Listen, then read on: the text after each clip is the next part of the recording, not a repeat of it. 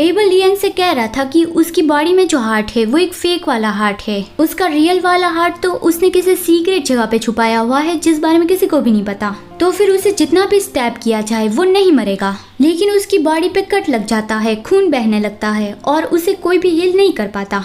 सिर्फ लियन ही उसे इतना इफेक्टिवली हील कर पा रही है। एबल अपने दोनों हाथों से उसका फेस पकड़ के कहता है कि तो इस तरह से तुम मेरी परफेक्ट पार्टनर हो।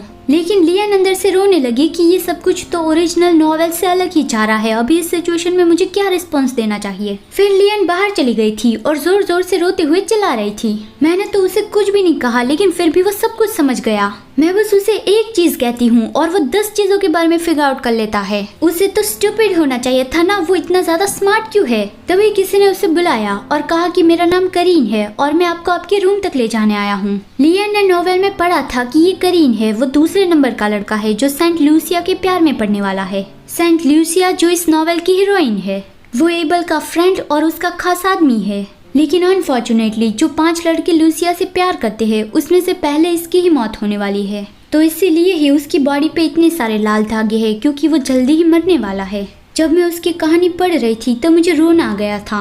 वो लूसिया से प्यार करता था, लेकिन लूसिया तो करीन के मास्टर आसान से प्यार करती थी। उसने लूसिया के लिए अपनी जान दे दी और यहाँ तक कि वो तो अपनी फीलिंग्स भी कन्फेस नहीं कर पाया।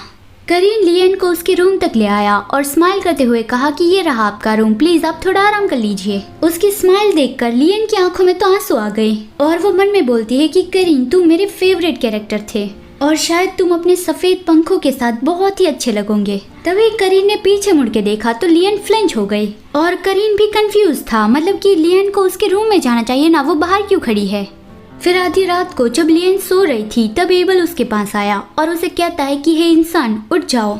लियन नहीं जाग रही थी तो एबल उसके कान में विस्पर करता है कि उठ जाओ इंसान।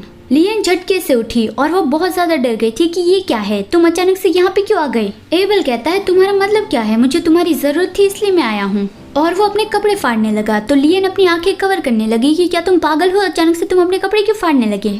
लेकिन एबल ने कहा कि मेरी मदद करो जल्दी। लियन ने देखा कि एबल की बॉडी पे तो काफी सारे लाल धागे हैं। एबल कहता है कि जल्दी करो, मुझे बहुत ही दर्द हो रहा है। तो फिर लियन उसे हील करने लगी और उस पर गुस्सा कर रही थी कि तुम हर रोज कहाँ पे जाते हो और क्या करते हो जो इतने ज्यादा इंजर्ड होके वापस आते हो। क्या इस ब्लड की स्मेल से तुम्हारा सर दर्द नहीं करता। एबल उसकी ओर देख के कहता है कि इंसान अपनी जुबान संभाल के बोलो। तो फिर लियन ने अपना टोन चेंज कर लिया। वो हंसते हुए कहने लगी कि मतलब मैं ये कह रही थी कि तुम्हें भी अपनी फर्स्ट एड किट के बारे में थोड़ा सोचना चाहिए ना। एबल मुस्कुराता है और कहता है कि तुम मेरी फर्स्ट एड किट हो, मतलब कि तुम्हें तुम्हारी जगह पता है। लियन को गुस्सा आया लेकिन वो नॉर्मल टोन में ही कहती है कि हाँ मुझे मेरी जगह पता है। एबल कहता है हाँ मुझे याद आया, तुमने उस वक्त वो क्यों किया था।